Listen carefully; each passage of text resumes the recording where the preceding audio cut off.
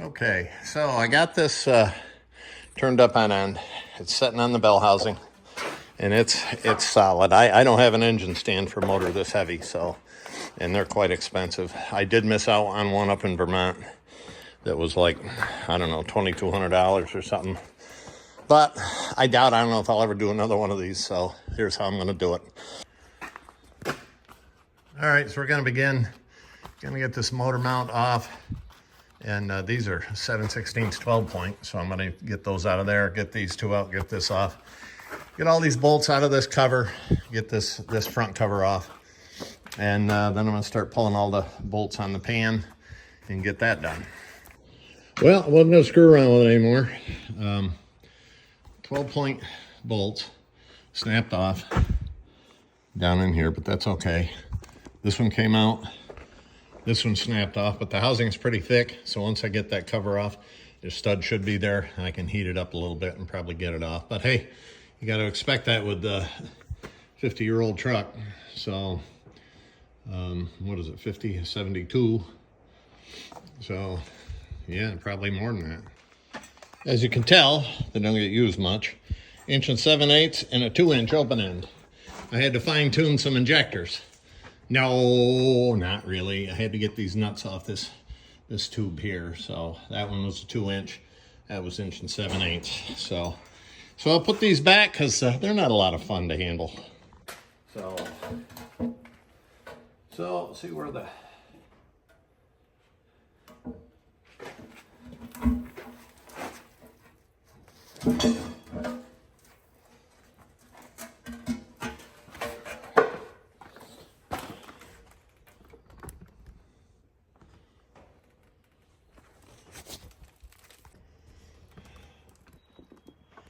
there's the pan. Got that out. And we're going to get the front cover off.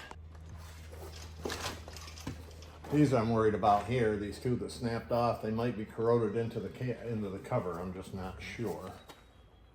All right, so we want to be careful because these two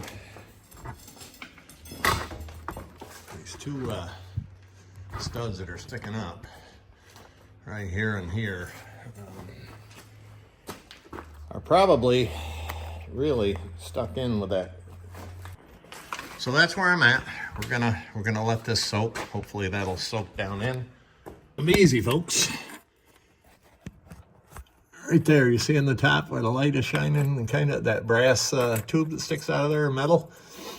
The new ones, they tell me, are plastic. Those are piston cooling nozzles. If you're not careful, you can bust them off if you start popping the pistons out. I think I can get it out past there and then kind of get them out and push them backwards, but I'm not sure. If I'm going to be very careful because I don't want to break them. I'm going to reuse them if I can because the new ones are plastic, I believe. So that's where I'm at. All right, after fighting with this front cover, I finally got it off and I didn't break it. Amen. One of the reasons I had to fight with it so is because these two bolts here, and my phone is beeping at me, the low battery, it's gonna die, were corroded into that aluminum housing so bad. I had an awful job.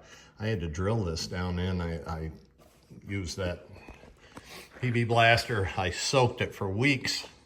And you know, you're gonna see these videos one right after another, one scene after another, but believe me, it was probably 2 weeks. So I finally got it off. Now I can get the accessory drive out and start getting this thing disassembled, get the main bearing caps out, get the rods off, pop the pistons out, get the mains out of it, and then eventually I'll pull the cam and you know, and we'll get this thing disassembled.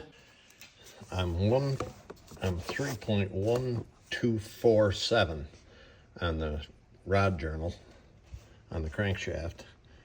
New 3.125. So I'm well within tolerance there for a standard bearing. The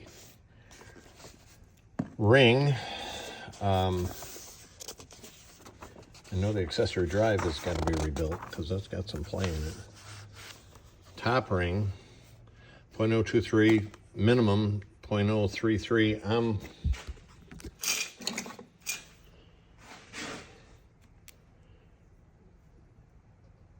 0.026. This one here, this one wouldn't fit. This one did, 0.026. It's probably 0.027, but I didn't have that one. Well within the tolerance on the top ring. Now, and that's 027, 027, so, and I'm 026, so well within the minimums there. This is the, but it's this one here. This is for 475, and this is for the big cam.